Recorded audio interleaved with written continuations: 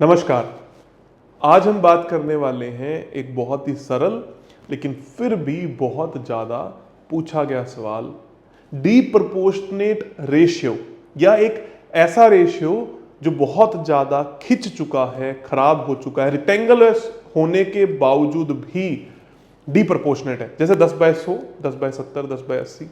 मेरी किसी वीडियो में भी आपने देखा होगा कि एक प्लॉट रेक्टेंगल होना चाहिए, तभी वहां पर अच्छे रिजल्ट मिलते हैं और प्रोपोर्शन में होना चाहिए। 1:2 या 1:3 से ज्यादा नहीं होना चाहिए। इसका मतलब क्या है, पहले इस बात को समझते हैं।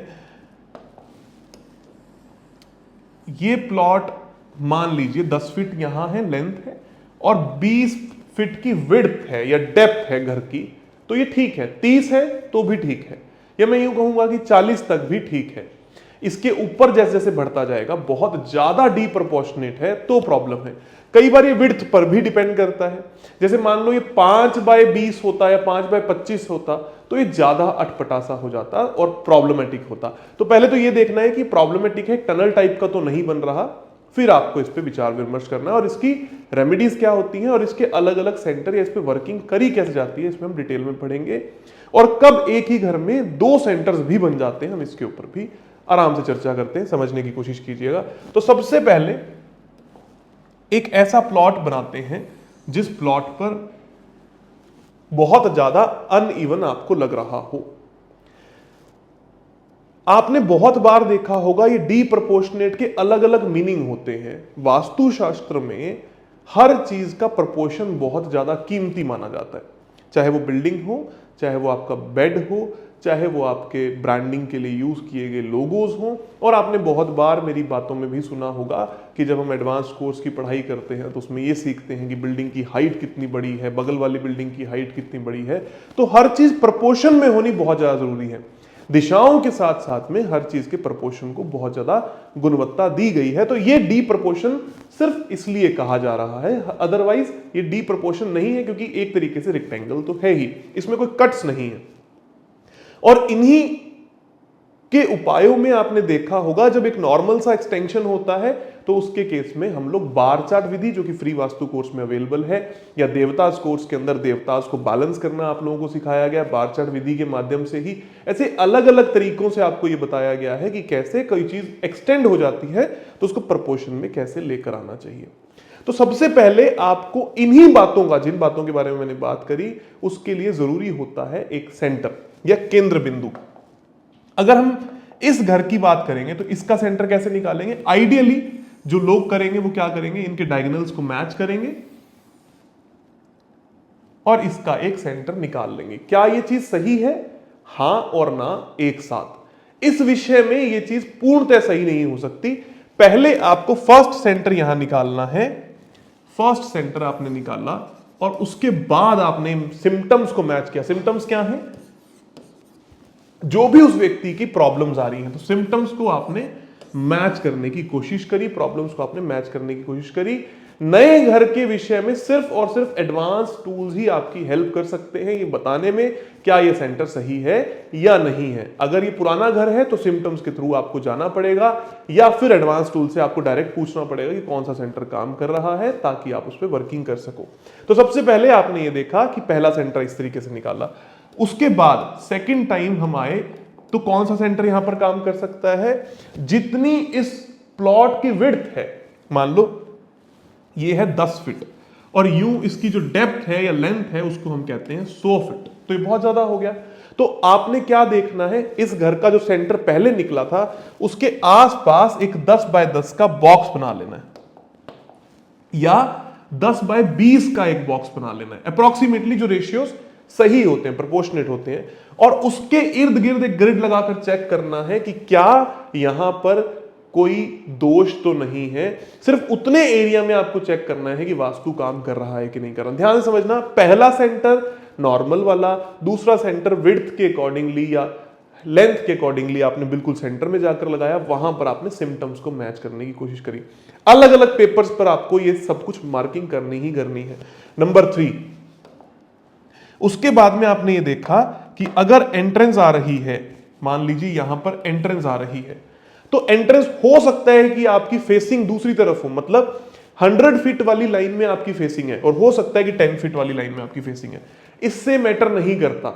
जहां पर भी दरवाजा लग गया, मान लो सेंटर में दरवाजा लग गया, तो जहां पर भी दरवाजा लग गया है वहीं पर आपको 10 बाय 10 का, क्योंकि विड्थ कितनी है 10 बाय 10 का एक स्क्वायर बना लेना है यहां या यहां। जहां पर भी आपकी एंट्रेंस आती है वहीं पर वो रेक्टेंगल या स्क्वायर बनेगा जितनी आपकी विड्थ है, और फिर वहां के केंद्र बिंदु के हिसाब से आपको सेंटर मैच करने होंगे। अब आप बोलोगे कि मल्टीपल एंट्रेंसेस है, तो उस व्यक्ति जो रह रहा है उससे पूछना होगा कि कौन सी एंट्रेंस सबसे ज्यादा इस्तेमाल होती है, क्योंकि उसी के सिम्टम उसके जीवन में आ रहे होंगे।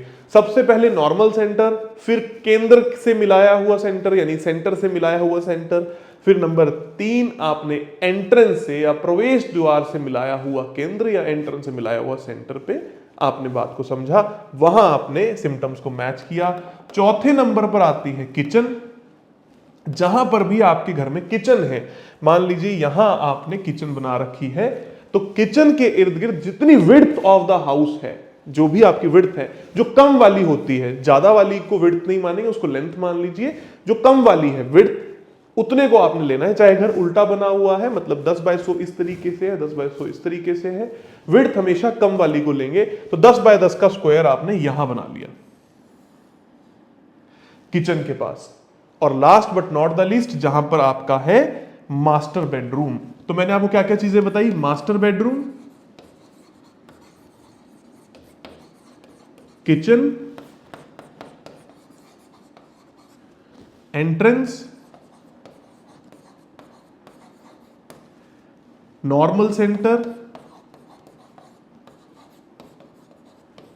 और इस सेंटर के पास एक स्क्वायर बनाकर फिर से चेक किया, सेंटर के पास अलग से ग्रिडिंग करना।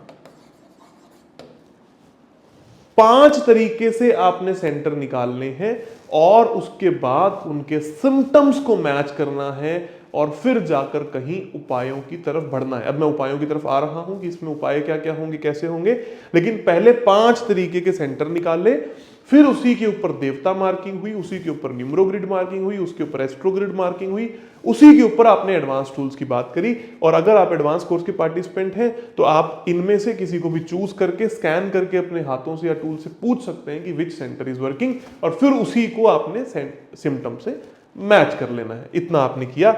उसके बाद नेक्स्ट स्टेप क्या आता है कि जी ये बहुत बड़ा है और हम तो इसको काट देना चाहते हैं बीच में से।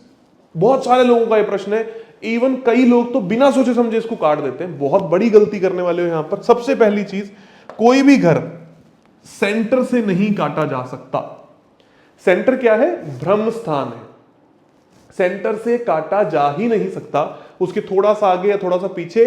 और फिर दूसरी बात, क्योंकि ऐसे घरों में आपको ये पता ही नहीं कि सेंटर कहां पर है, तो ये काटना आपके लिए बहुत ज्यादा नुकसानदेह हो सकता है। Again coming back to the point, इस रेमेडी से बहुत ज्यादा अच्छा है कि आप सेंटर को सिम्टम से मैच कीजिए, एडवांस टूल से मैच कीजिए, तब जाकर आपको फाइनल रिजल्ट मिले कि कौन सा सेंटर काम कर रहा है। अगर वो काम कर रहा है देन आप एक परमानेंट सॉल्यूशन कर सकते हो स्ट्रिप डालकर, ताकि आपका द्वंद खत्म हो जाए कि कहीं मैंने कोई गलती तो नहीं करी। इस बात को हमेशा ध्यान रखना है। दूसरी बात, जब आप ये ट्रीटमेंट कर रहे हो तो इस बात का ध्यान रखना है, जो भी नया सेंटर फाइनली बनकर आता है, हो सकता है वो काम कर ही रहा हो, उसके नॉर्थ ईस्ट में कोई बहुत बड़ी गड़बड़ ना हो, ऐसा कुछ दोष ना बन जाए जो फिर आप ट्रीट नहीं करवा सकते। किसी भी पोर्शन में मान लो आपने ये सेंटर आपको लगा कि काम कर रहा है, ये आपने फ्री छोड़ दिया, लेकिन यहां पर किसी और व्यक्ति का मास्टर बेडरूम आता था, आपने यहां पर स्ट्रिप भी डलवा दी, इस व्यक्ति के लिए नॉर्थ ईस्ट में टॉयलेट या किचन आ गई, तो आपने कहीं ना कहीं किसी दूसरे का बहुत बड़ा नुकसान कर दिया है। इस बात का भी आपको ध्यान देना ही पड़ेगा। वास्तु में सेंटर या केंद्र अपने आप बनते चले जाते हैं। जैसे मां से बेटा अलग हुआ तो उसका केंद्र अलग हो गया। पहले एक था, जैसे आपकी एक सोसाइटी में प्लॉट कटे और सबके केंद्र अलग हो गए, एक सोसाइटी में टावर बने, सबके केंद्र अलग हो गए, वैसे ही मानसिक रूप से ये कई बार अलग हो ही जाते हैं। तो इनके सेंटर अलग अलग लेने के बाद ही कोई उपाय तय किया जा सकता है। तो सबसे पहले मैंने ये बताया कि क्या नहीं करना। एट मैक्स क्या कर सकते हो, बहुत ज्यादा आपको ऐसा लग रहा है कि आप कंफ्यूज हो चुके हो, आपको कुछ समझ में नहीं आ रहा, तो टेप का इस्तेमाल किया जा सकता है। और कौन से जोन की टेप इस्तेमाल होगी, इस बात को फिर से समझने की कोशिश करना अच्छे तरीके से कि अगर आपका घर यूं लंबा है, यहां पर नॉर्थ है और यहां पर साउथ है और आपको यहां सेंटर में डिवाइड करना है, तो कौन सा सेंटर आप आराध्य मान रहे हो, मतलब मेन मान रहे हो, उसके अकॉर्डिंग आपको चेक करना है। मान लो मैंने इस सेंटर को मेन माना, तो यहां अगर मैं स्ट्रिप डालूंगा तो वो कॉपर की डलेगी, और अगर मैंने इस सेंटर को मेन माना और यहां स्ट्रिप जो डलेगी फिर उस वक्त पे वो एल्यूमिनियम की डलेगी, क्योंकि हम इसको मेन सेंटर मान रहे हैं। या आप इन दोनों का कॉमन चूज कर सकते हो, steel, depends on the bar graph, again फिर उसके लिए आपको अलग मेहनत करनी पड़ सकती है। इन टेक्निकलिटीज को समझना बहुत ज्यादा जरूरी है। दूसरे विषय पर आता हूं कि कई बार ऑटोमेटिकली दो परिवार जब एक साथ रह रहे हैं और उन्होंने मन से अपनी किचन्स को अलग कर लिया है और समझ लिया है कि ये जो चैप्टर है वो अब अलग अलग हो चुका है, तो सेंटर बाय डिफॉल्ट अलग हो ही जाता है, अलग अलग पड़ोसी की तरह से काम करता है। अभी कुछ दिन पहले मेरे पास सहयोग दिवस में एक व्यक्ति आए, मैंने उनका नक्शा देखते ही ये बात बोली कि आपका सेंटर ऑलरेडी अलग है।